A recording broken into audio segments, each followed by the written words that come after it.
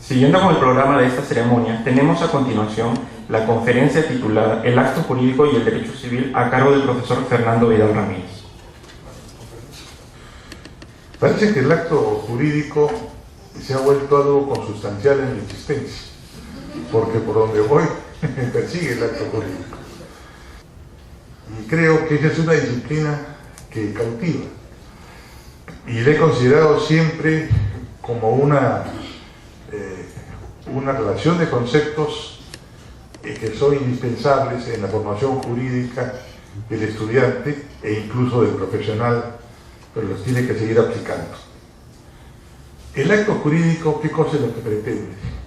El estudio de la voluntad humana, la fuerza que tiene la voluntad humana en la generación de relaciones jurídicas.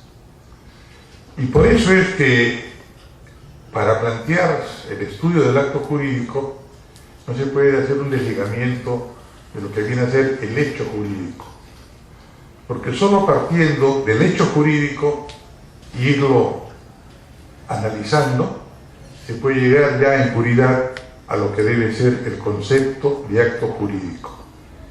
Y eso es algo que yo he repetido siempre, porque el aprendizaje del derecho es conceptual. Si no se conceptualiza, no se aprende derecho. La memoria es un auxiliar de la conceptualización, porque en todo caso ahí están los textos codificados y los textos legales, los cuales uno puede hacer uso. Pero si no tiene una formación jurídica en la que haya habido una buena y adecuada conceptuación de las instituciones jurídicas, entonces la interpretación de esos textos codificados o simplemente legales realmente no va a conducir a un buen norte en ese momento al profesional del derecho. Entonces, lo que nosotros tenemos que procurar, ya profesionales y aún antes como estudiantes, es conceptualizar lo básico y lo fundamental. Y entre los conceptos básicos y fundamentales está precisamente la voluntad humana. Porque los hechos jurídicos son producidos por la voluntad humana, pero en la medida que esa voluntad no reúna los requisitos determinados por la doctrina y recogidos por la legislación para perfilar una voluntad jurídica, esa voluntad no llega a la posibilidad de formar un acto jurídico. Entonces, el acto jurídico, que tiene la esencia misma de la voluntad humana, debe ser una voluntad lícita, o sea, dirigir la voluntad hacia lo lícito, dirigir la voluntad mediante una manifestación de voluntad que tenga una necesaria e imprescindible correlación con la voluntad interna, porque la voluntad humana no solamente es la voluntad que se manifiesta, sino es la voluntad interna, la voluntad que se forma al interior de cada sujeto. Y el derecho mismo tutela la formación de esa voluntad y la protege. Por ello que está en el caso de deformaciones de la voluntad interna, está todo el articulado del Código en materia de intimidación, para que esa voluntad interna se forme libre y espontáneamente, para que esa voluntad interna sea correlativa a la voluntad que se exterioriza, porque en realidad, mientras la voluntad permanece en el interior del sujeto, no es una voluntad jurídica propiamente hablando. La voluntad jurídica se da cuando sirve para la conexión social, para la relación intersubjetiva. En consecuencia, mientras esa voluntad permanezca al interior del sujeto, no es propiamente una voluntad jurídica. La voluntad, entonces, para ser jurídica, requiere su exteriorización, su manifestación, darla a conocer. Pero ese dar a conocer la voluntad supone necesariamente una debida y adecuada correlación con la voluntad interna. Y por ello es que el derecho ha dado lugar a figuras como la reserva mental, el dolo u otras que ustedes seguramente han considerado ya al estudiar el derecho civil. Entonces, pues, yo diría que el aprendizaje del acto jurídico es imprescindible para el aprendizaje del derecho, pero además para la interpretación y para la aplicación del derecho. Claro que ustedes me podrían decir, claro, por el derecho civil, que es el derecho privado. No, también para el derecho público. Lo que pasa es que cuando nosotros hablamos de una voluntad, en la forma que la acabo de expresar, es una voluntad privada, porque también los entes públicos tienen una voluntad que se expresa. Lo que pasa es que se expresa de manera distinta a como expresamos la voluntad humana. Y entonces, por ejemplo, existe la voluntad que genera un acto administrativo para honrar la disciplina ejecutiva de nuestro rector. El acto administrativo es un acto jurídico. Claro que es un acto jurídico. Genera efectos jurídicos y vincula, crea relaciones jurídicas, o las modifica, o las extingue. Y en consecuencia, el acto administrativo es también un acto jurídico. Pero es un acto jurídico cuya voluntad emana de un sujeto que no es un sujeto privado, que no es una voluntad privada. Si es un ministro que ha dictado una resolución ministerial, es una persona que está investida de autoridad, tiene una investidura que le permite darle carácter de acto administrativo a lo que él está realizando.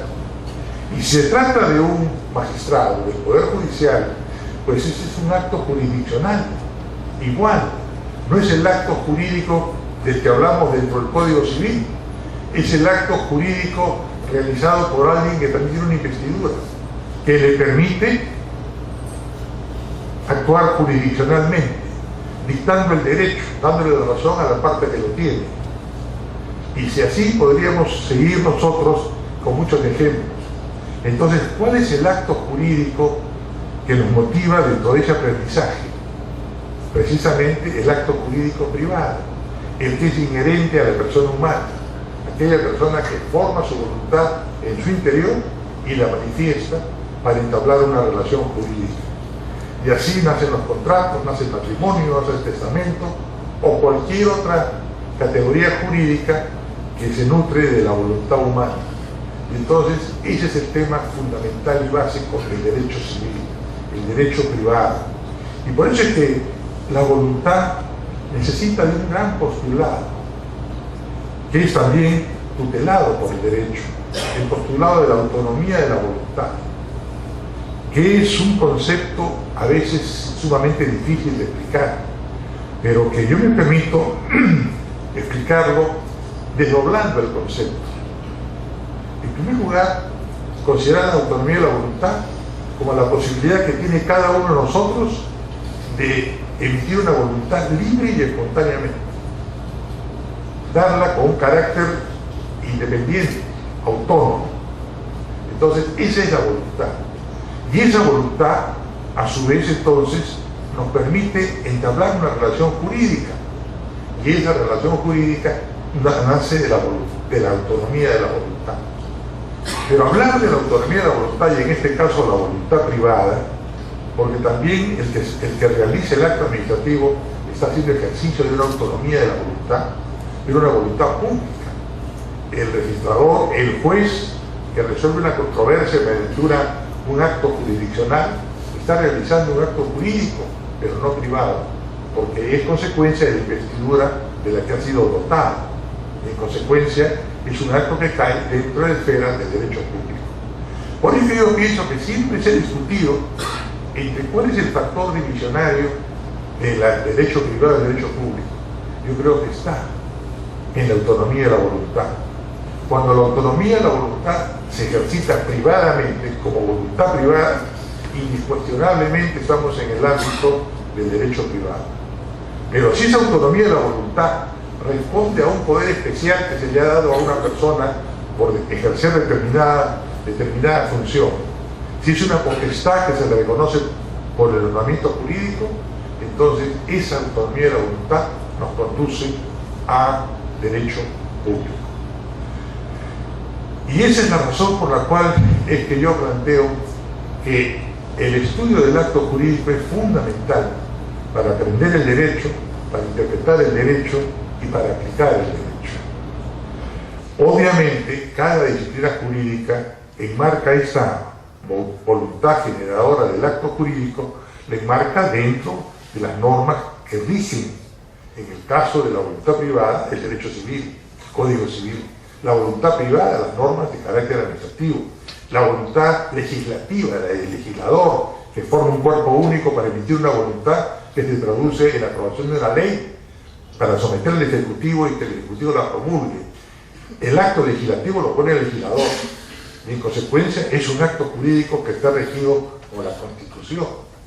Y el acto de la promulgación de la ley por el Poder Ejecutivo, por el Presidente de la República, es un acto jurídico, pero que responde también a la potestad pública que le da la Constitución política para poder poner en vigencia una norma legal. Y así sucesivamente encontraremos nosotros la diferencia entre uno y otro campo del derecho. El derecho civil, entonces, ya es un derecho fundamental en lo privado. Por lo general, aunque ya los tiempos han cambiado, el ejercicio de la profesión de la abogacía se da en el ámbito del derecho privado. Salvo que un profesional de derecho se orientara hacia la carrera judicial y entrara a desempeñar una judicatura. Hoy en día, la sectorización del derecho establece los segmentos respectivos para las diversas especialidades, permite ya con mayor amplitud especialidades en el derecho administrativo, en el derecho constitucional, en el derecho comercial, en el derecho tributario, en el derecho laboral, etc. Y si bien hay campos del derecho donde no está definida con precisión la diferencia entre lo público y lo privado, que es el caso del derecho laboral, en todo caso, el acto jurídico está presente siempre, en toda relación jurídica, cualquiera que sea el origen y la naturaleza de esa relación jurídica. Entonces, cuando estudiamos el derecho civil, orientamos el estudio de la voluntad humana hacia las relaciones jurídicas de carácter privado, y regida por el Código Civil. Y por eso es que una buena conceptuación del derecho civil nos dice que el derecho civil se ocupa de la persona antes de nacer, después de nacida, la persona que crece y se desarrolla, la persona que